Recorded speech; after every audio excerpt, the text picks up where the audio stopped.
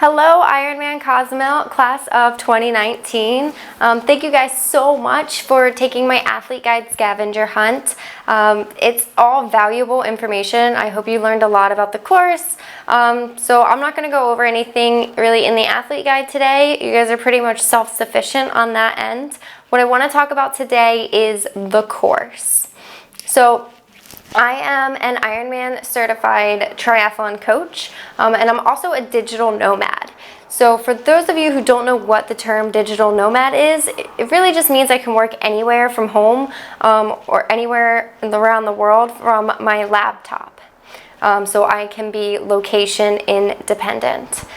So I've had the opportunity to be down here in Cozumel since October 16th and training the course since that time. There's been a number of other races that I've got to watch and spectate while I've been down here. There was a sprint triathlon in Playa del Carmen, and also the GFNY bike race was last weekend. So I've been down here, I've been training with the locals, and it's been super cool just trying to figure out what I need to know for race day. So I'm very happy to share all of this with you. So if you have any questions about being location independent or being a digital nomad, feel free to reach out to me. We can talk more about that, but I want to get right into what to expect during race day. So thank you for all your feedback and your questions, and I'm going to try to address as much as possible. 21 of you told me that this is not your first Ironman, and 14 of you told me that this is your first Ironman. So if this is your first Ironman, congratulations on showing up. This is super exciting. If it's not, again, welcome back to your next Ironman. It's super cool. And I'm really excited to hear why you guys chose this course. Whether it be your first or your next, or, I'm very excited to hear why you want to do this course and what appeals to you. All right, let's get right into it. The currents. So in Cozumel, the ocean currents run south to north. Let me find my example here. Okay, so the currents run south to north. But what we have along the coastline here are what we call eddy currents. So the eddy currents run from north to south, but only along the coastline. So I want to explain to you what eddy currents are a little bit. This is when you have a creek or a river. So you can see the direction of the river running, and then it hits this object, this large object, and it creates this kind of backwards, like almost whirlpool, even though I don't really want to call it that, but it's an eddy current. So it flows along the coastline or towards the object that created it. It just flows the opposite direction. So what that means for us in Cozumel is the ocean current runs this way. If you ever go scuba diving, you'll find that if you're out here. But the current is going, the eddy current, at different points of the island here. So here's another example. This is off of California. The wind and the currents flow this way, and then it has a point of conception here. So actually the currents in California will run up this way. So it kind of goes opposite. So we have some points that jet out here in the island, which creates the point of conception here. So we'll have the eddy current. So we will be swimming mostly, let me find my example here. We will be swimming mostly with the current from the Fonator, from the marina where the swim start is.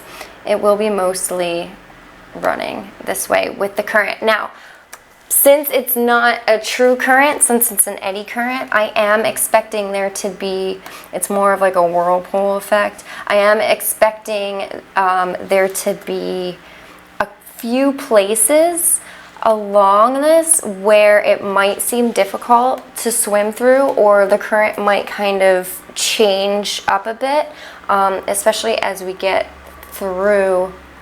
If we can imagine, this is like a big, this is like a big eddy current, right?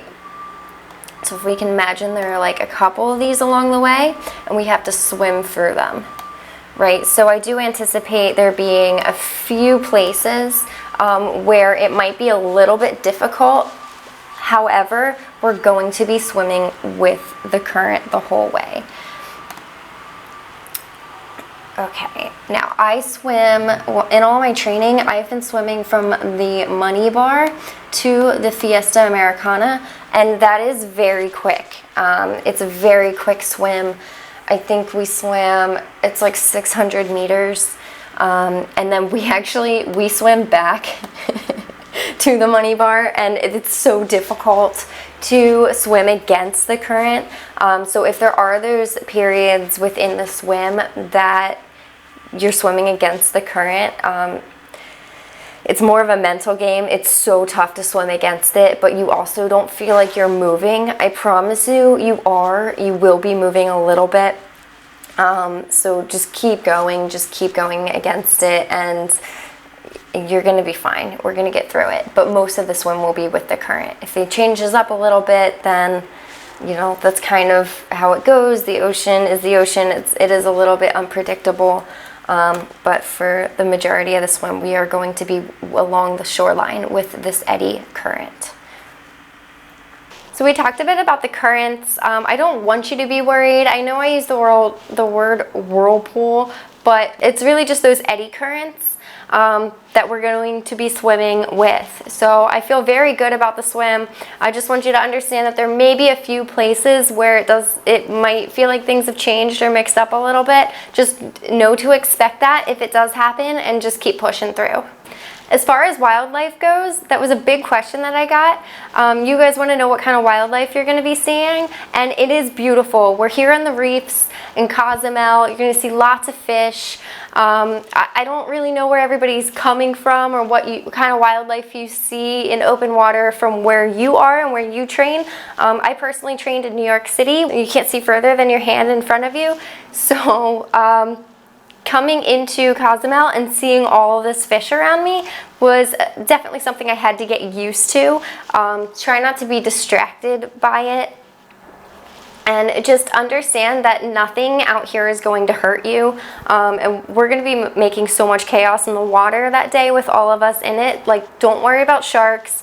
Even my scuba diving friends out here, they go out in the ocean and they're looking for these things, and they're like, oh, it's a great day when we do see a shark. Like, it's not something that happens often, especially not this close to shore with thousands of people splashing in the water. We're going to scare them all away. Don't worry about it. You are going to be swimming in the reef though, and you'll see some really cool fish.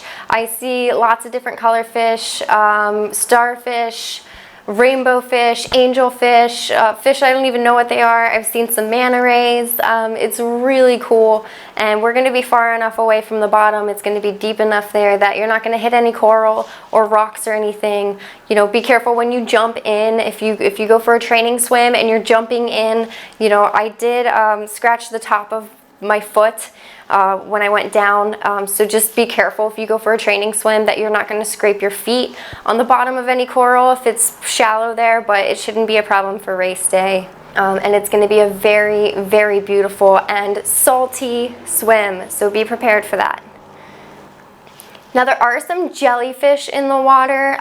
We just had a tropical storm for the last 3 days, so I'm hoping that's all gone and behind us now, but I think it brought in a little bit more jellyfish during the storm. Now, these guys are going to be very, very tiny jellyfish.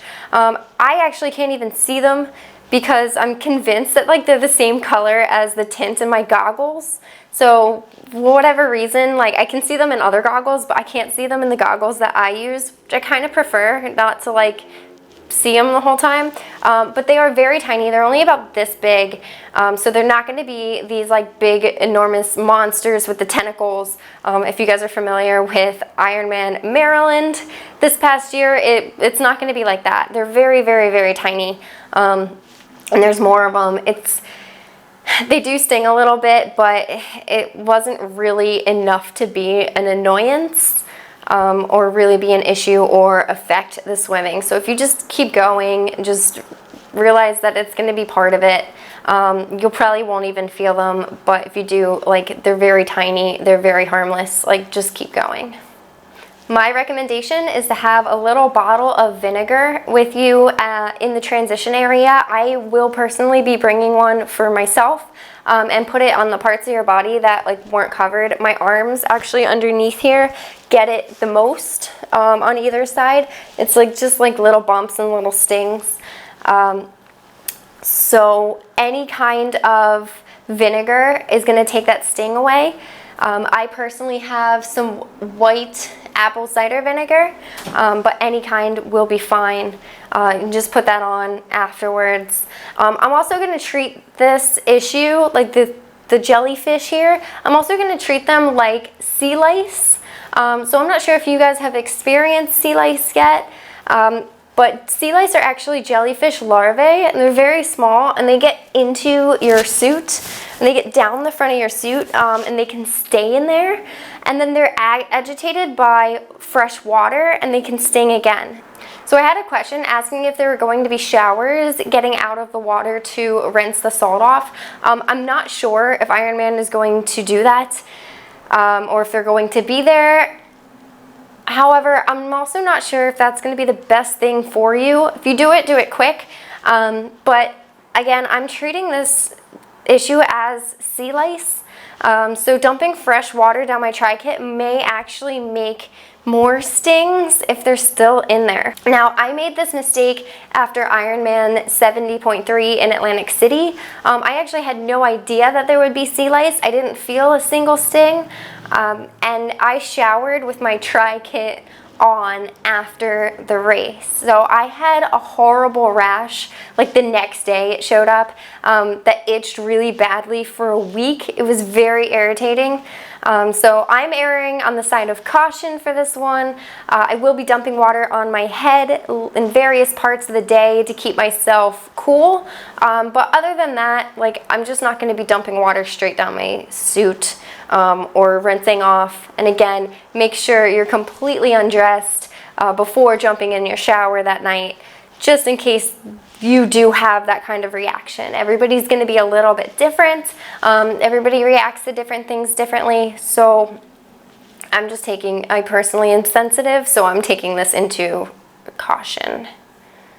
But the irritation that I've experienced from swimming here has not been that bad. Even if I don't use the vinegar, the bumps go away in a day or two, and they're really not that itchy. The same thing with the mosquitoes down here. Their bites hurt, but the itching goes away after only a day or two. In New York City, I don't feel the mosquitoes, and their bites itch for like a whole week. So again, everybody's different. Everybody's got different sensitivities to different things, but I definitely prefer the factors down here. They're not as bad. They don't last as long. Now, there is a time of day where the mosquitoes are worse. Anytime it rains, which is kind of frequent, the mosquitoes come out. Also, down that whole part of the island where you're kind of in the jungle, they tend to be pretty bad there as well. But once you hit Punta Ser or the South Point, once you're in the winds on that bike, there really aren't mosquitoes there. I guess they explain that they get blown away in the wind, or it's not as bad. That being said, if you go into a restaurant or something and you can sit by a fan, then the mosquitoes won't be around you as much. Other than that, they're really not bad except for the hours of like 6:15 to like 7:15, which is, of course, beautiful prime sunset time.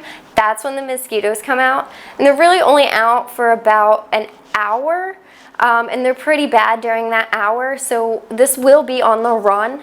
And they will bite through clothing. So like these guys bite through jeans. It's ridiculous. So when you spray yourself for mosquitoes, when you spray yourself with the mosquito spray, spray your clothes too, because they will bite you through your clothes. They're pretty relentless. It's pretty ridiculous. And again, they go away after like 2 days. The bites don't itch anymore after a couple days, so it's not bad. But expect that on the run.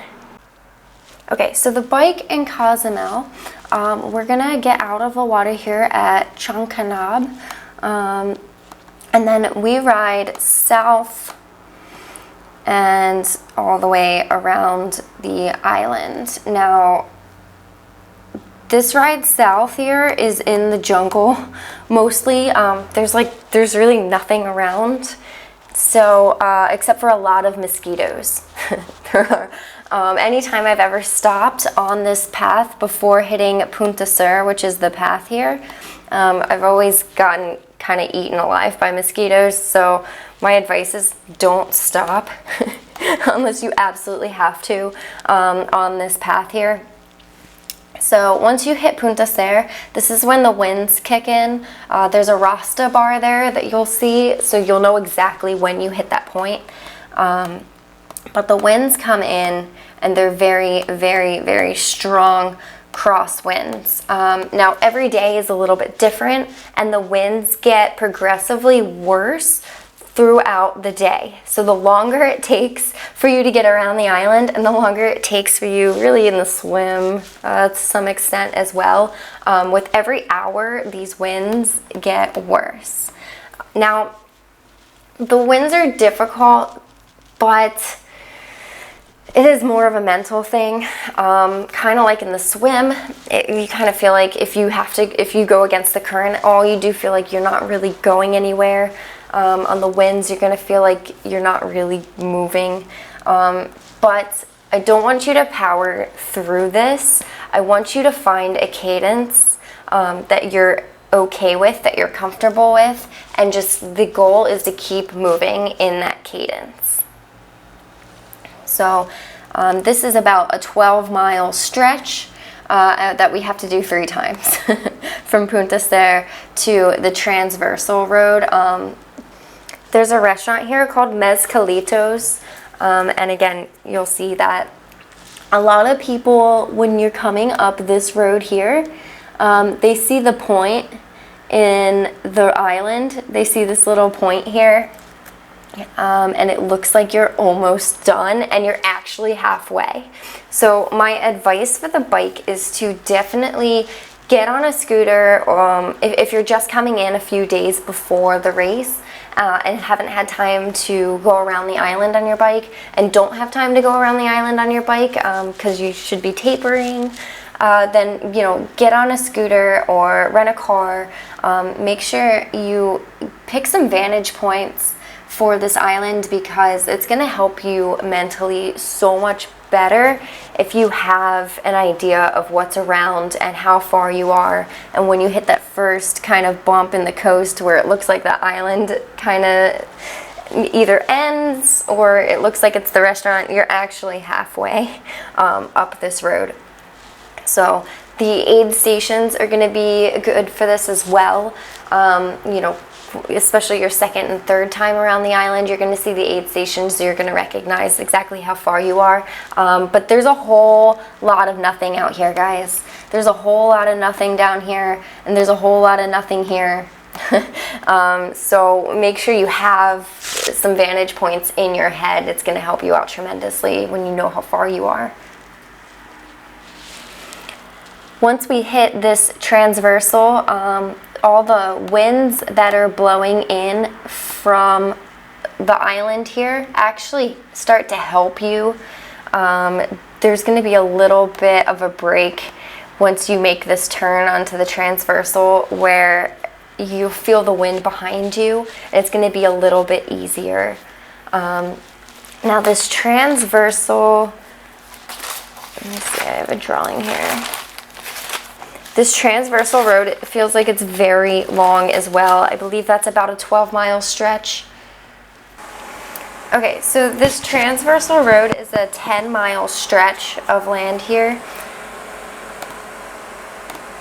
Let me help us out. Okay, this is 17.5 miles here,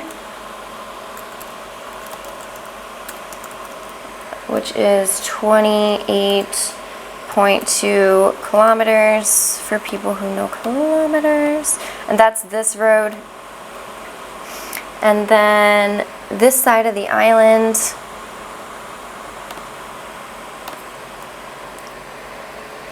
is 12.67 miles or 20.4 kilometers. And that's all the wind on that side. And then this is a 10-mile stretch, or 16 kilometers is this transversal. So we will be doing this 3 times.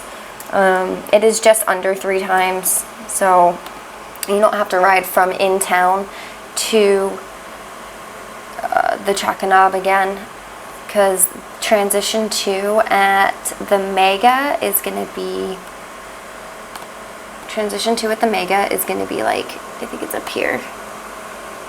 So it's about a 7-mile difference from here to here. And that'll make your 112, and that'll be the bike. So some equipment for the bike, I went on Amazon, and you can find these in sports stores down here as well. But if you have time to order on Amazon, I always recommend doing that. I bought these cooling sleeves, and basically just the material they're made out of keeps you really cool. It's not compression, but it does feel nice. I joke that it feels like a little hug, or like being swaddled. So I just wear these. Now I gotta take my watch off and put my watch back on for this. So that will be part of my transition 1. But I just wear these, and they keep your skin super cool. And it's nice, it's really nice to have them on the bike. And I see a lot of bikers down here. Like, my arms right now already super cool. Like, it just feels, I don't know how to describe it. They're already cold. And these aren't wet. You can get them wet and it'll be better.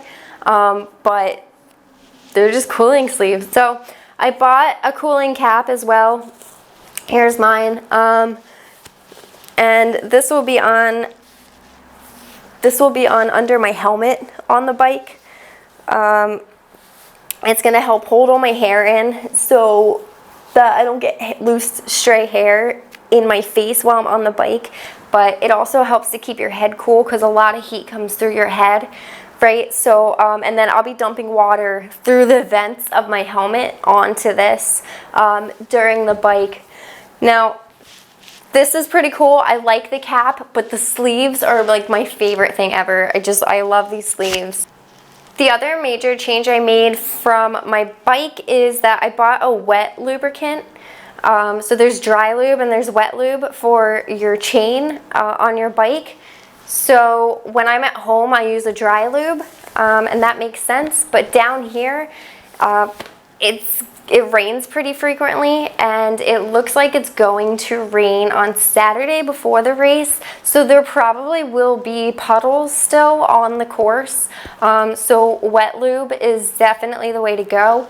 My friends at Bike Box Cozumel sell it, and I bought all my stuff from them. And they gave me a quick tune-up when I got here, and I'm very much a fan of Bike Box Cozumel for your biking needs. Now, I'm not sponsored by them or anything. That would just happen to be the place I go, and now we're friends. And yeah, everybody down here is super nice. The roads in town can also be quite slippery if they get wet, so be careful about that. And in town, the roads are a little broken up or like bumpy. Now, they will take away all of the topes is the word, the speed bumps. Here in Cozumel, if you see any before race day, they are going to take all of the speed bumps off of the course, which is fantastic, because who wants to race over speed bumps? But there will be signs for the topes, is what they're called. So, you know, that could be a little confusing, but on race day, they're going to be gone. The rest of the course and the bike path all the way around the island is absolutely pristine. It's beautiful. So I got a couple of questions about whether the water and the ice will be safe to drink on the course. Now, I am an Ironman certified coach. I am not an official representative of Ironman. That's important to note. However, I do have to say I have complete faith in the corporations Ironman and the Mexican Triathlon Federation, that they're going to make sure that they take care of this and make sure that they take care of the guests. And I mean, I can't imagine like all thousands of participants at this race get completely sick. So it's not going to be an issue. It's going to be bottled water. The ice down here everywhere, they make sure that the ice is very clean. It's going to be fine. I've also heard some people say that the locals drink the tap water because they're used to it, and that is absolutely false.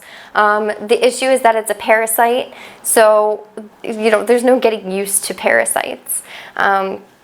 It affects everybody. They're not going to be serving bad water down here anywhere. In Mexico, they also take wearing a helmet very seriously. Now, this is mostly for motorcycles and scooters, so if you're renting, make sure you're wearing a helmet, and everybody on the bike is wearing a helmet, but bikes as well. And of course, we're here and we're going to be doing the triathlons. You should be wearing a helmet at all times anyway, but they take it very seriously in Mexico. Okay, so here's what we're looking at as far as the weather goes. Here's today, November 16th, and it's been really windy today. We're looking at 17 miles per hour, which is not typical. I think the average is about 12 miles per hour. So this Sunday, we're looking at a heat index of 84, high of 84, with 77% humidity. So make sure you get your salt tablets in. Make sure you guys have a nutrition plan, especially for the bike and for the hydration. Remember, you want to be eating as soon as you come out of the swim. Because you have already done about an hour, hour and a half, depending on how great of a swimmer you are, and how the current's going to be. So you want to start eating pretty much as soon as you get into transition and rehydrating. So, and then there's a bike special needs at, I believe it's at mile 60, that I'm literally just probably thinking about putting a burrito in that bag, and like, just, you gotta eat. You have to eat on this bike. So our weather, it looks like about 8 miles per hour on the wind. That's not terrible. I think it's gonna be fine. And then scattered thunderstorms at night. I really hope it does rain on the run. So that's what I'm looking forward to. We'll keep everything nice and cool. So the last thing I want to talk about is just make sure you guys are hydrated enough. Make sure you have your sodium plan worked out for this race. Keep telling yourself acclimate in your head. For some reason, I find that makes it easier to actually acclimate. Have a nutritional plan for the day. Keep an eye on your macros. Just know what you need more of, how much weight you're gonna lose. Like I anticipate losing a lot of weight during this day, how long it's gonna take. So just have a multiple day hydration plan, sodium plan, and of course, nutrition plan for the days leading up to, during, and after your race. And if you need any help with that, you can send me a message. We can work something out. I'll be happy to talk to you about it. So good job for everybody showing up to the start line. I'm super proud of you guys. Whether this is your first time or you're coming back, understand that believing that you can do it and you can take down the conditions here in Cozumel is the hardest part. So if you have any more questions, feel free to reach out to me. Find me on Instagram, send me an email, whatever you want to do. I'll see you guys soon. Good luck.